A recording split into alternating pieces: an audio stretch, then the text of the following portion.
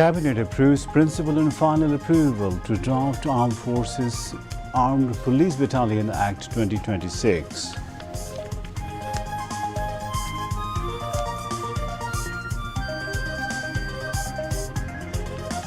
High Court upholds death sentences of 2 in Feni Nusrat murder case, 4 get life terms, 10 acquitted. U.S. Ambassador meets LGBT Minister. Both vow to work together on water supply, waste management and renewable energy.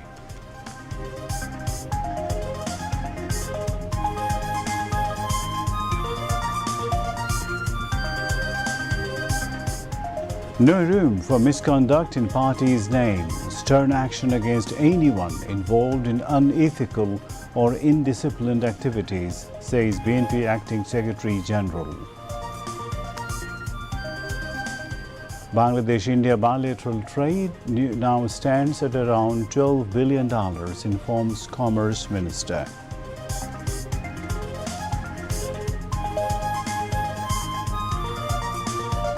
Bangladesh-India equal sovereign states, neither bigger nor smaller. Both countries to advance ties while protecting mutual interests, hopes Indian High Commissioner. Thakurgaon won by-election to be held within 90 days. EC working on the process, says Chief Election Commissioner.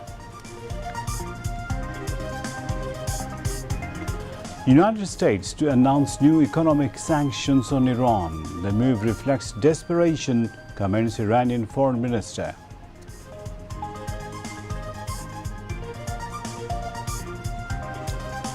And Sri Lanka trails India by 495 runs at stumps on day 2 of Colombo Test. Assalamu alaikum viewers, this is News at 10 on BTV News. I am Imtiaz Ahmed Siddiqui. You just heard the highlights.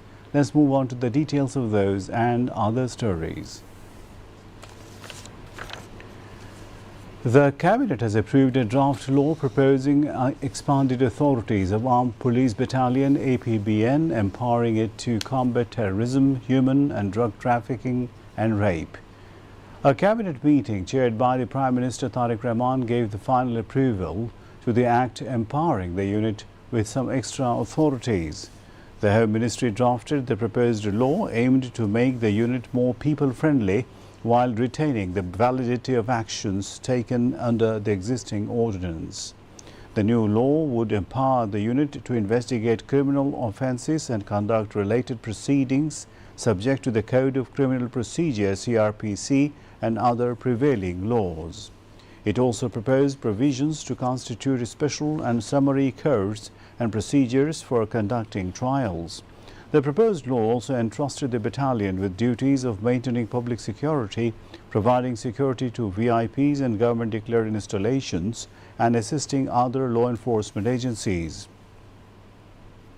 The Cabinet gave final approval to the draft subject to vetting by the Legislative and Parliamentary Affairs Division of the Law Ministry. Ministers, state ministers, advisors and secretaries concerned were present at the meeting.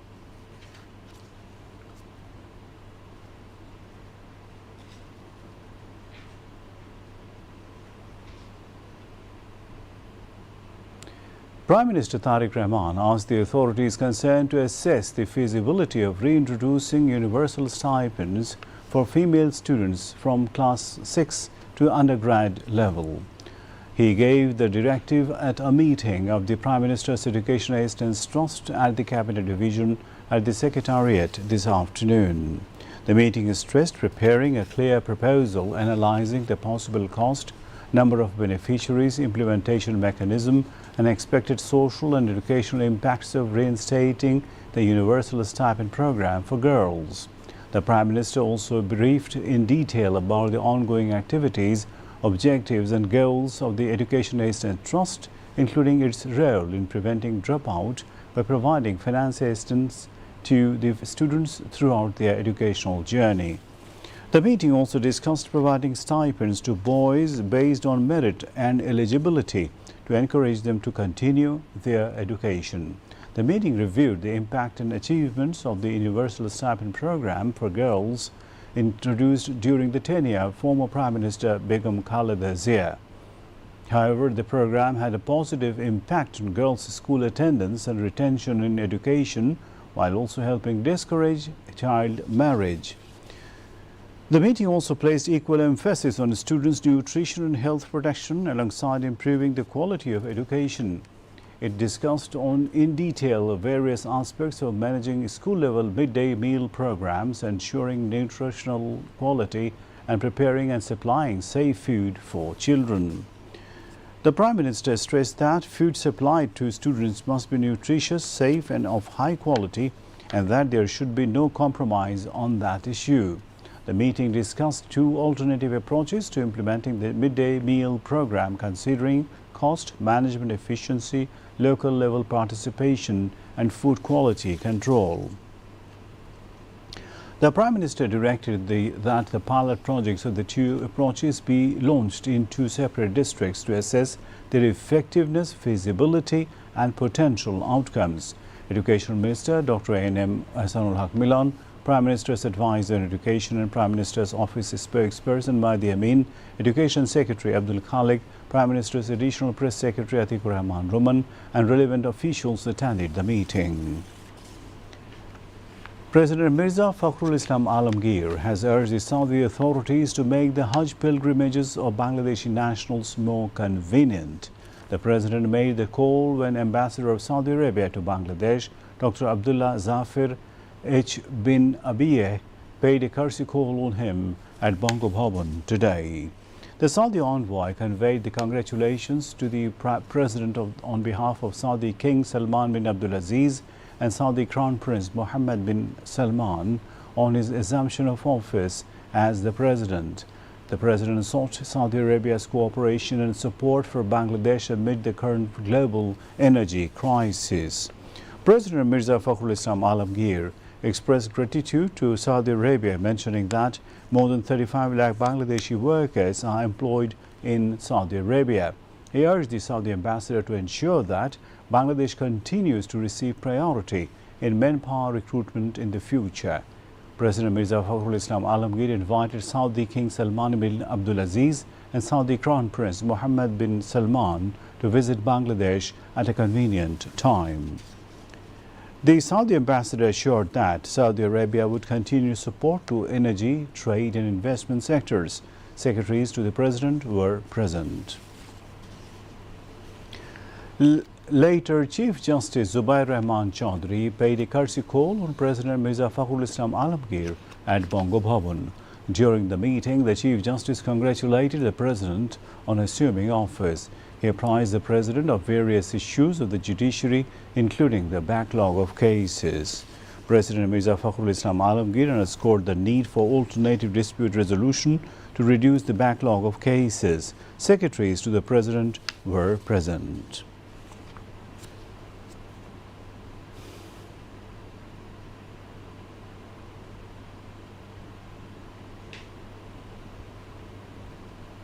The High Court today confirmed the death sentences of two of the 16 convicts. Then Principal of Shunagazi Islami Fazil Madrasa SM Sirajud-Dawla and his close aide Shahadat Hussain Shaun in the murder case of Madrasa student Nusrat Jahan Rafi. The High Court, however, commuted the death sentences of 4 convicts to life imprisonment and acquitted 10 others. The verdict was delivered by a special High Court bench comprising Justice Bishmadev Chakraborty and Justice K.M. Rashiduzzaman Raja. On June 10, Chief Justice Zubair Rahman Chaudhry formed the special bench to expedite the disposal of important cases involving violence against women and children. Hearing on the death reference or approval of the death sentences as well as appeals and jail appeals in the Nusrat Jahan Rafi murder case began before the bench on July 28. After 17 consecutive working days of hearings, the bench fixed August 20 for delivery of the verdict. Later, Attorney General Barrister Rul Qudus Kajol briefed journalists. He said the prosecution would decide whether to file an appeal after reviewing the certified copy of the verdict once it is received. He also said the court in its observations had directed that the trial court judge Mamoon Rashid be removed from judicial duties and attached to the Ministry of Law. Earlier on April 6, 2019, Nusrat was set on fire at her madrasa. She died while undergoing treatment at a hospital in Dhaka on April 10. Later, on October 24 of the same year, the Feni Women and Children Repression Prevention Tribunal sentenced all 16 accused in the case to death. On October 29, the case records were sent to the High Court for approval of the death sentences. At the same time, the accused filed separate appeals and jail appeals. Security advisor to the Prime Minister's office, A.K.M. Shamsul Islam, has said the previous fascist government had given shelter to displaced Myanmar nationals with the goal of earning a Nobel Peace Prize as a protector of human rights without any detailed strategic plan. The advisor made the observation at a seminar titled Challenges to Rohingya Repatriation, International Politics and National Priorities at Dhaka University campus. Retired Lieutenant General Dr. Mohammad Mahfuzur Rahman, Chairman of the Usmani Center for Peace and Security Studies, presented the keynote address at the seminar. Chairperson of the Department of International Relations and Director of the Center for Genocide Studies, Professor Dr. A.S.M. Ali Ashraf, chaired the session. Among others, Dhaka University Vice Chancellor Professor Dr. A.B.M. Ubaidul Islam, former Bangladesh Ambassador to Myanmar, Mohammad Shafiur Rahman, and former Director General of the Myanmar Wing of the Ministry of Foreign Affairs, Mohammad Zaman, addressed the seminar. The scholars and speakers opined that Rohingya repatriation is an important issue for Bangladesh. They also said that as the problem originated within Myanmar, it is primarily a national issue for the country, and Myanmar cannot evade its responsibility to resolve the crisis. U.S. Ambassador to Bangladesh Brent Christensen paid a courtesy call on LGRD Minister Dr. Abdul Moeen Khan at the Secretariat today. After the meeting, State Minister for LGRD Mir Shah Alam told reporters that both sides discussed government policies and progress in implementing the election manifesto over the past 6 months. The two countries will work together on water supply, waste management and renewable energy, he said. The U.S. ambassador also praised the government's initiatives to distribute free bags among school students and run school feeding programs.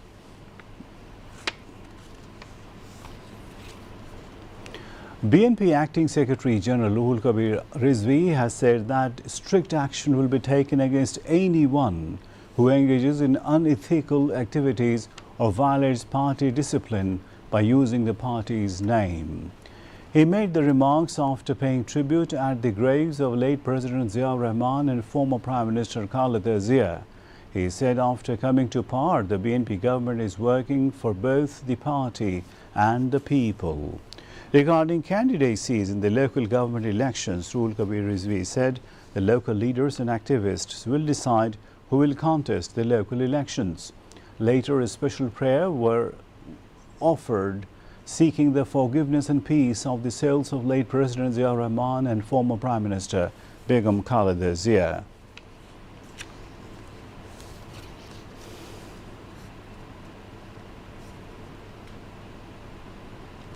Commerce Minister Khundukar Abdul Muqtadir has said that bilateral trade between Bangladesh and India currently stands at around $12 billion. He made the remarks while speaking to journalists after a meeting with Indian High Commissioner Dinesh Trivedi at the Secretariat this morning. He said necessary measures would be taken in the future to increase trade, taking into account the mutual interests of both the countries. Later, Indian High Commissioner Dinesh Trivedi said that political intentions may exist between Bangladesh and India, but emphasized the importance of ensuring that such tensions do not affect economic relations between the two countries.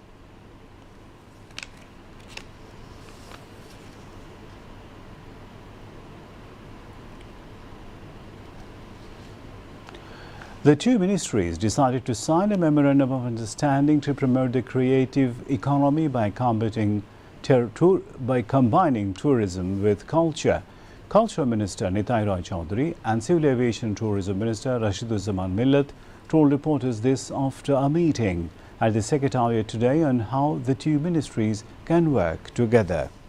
Information and Cultural Advisor Dr. Zahidur Rahman and State Minister for Culture Ali Nawaz Mahmood Khayyam were also present.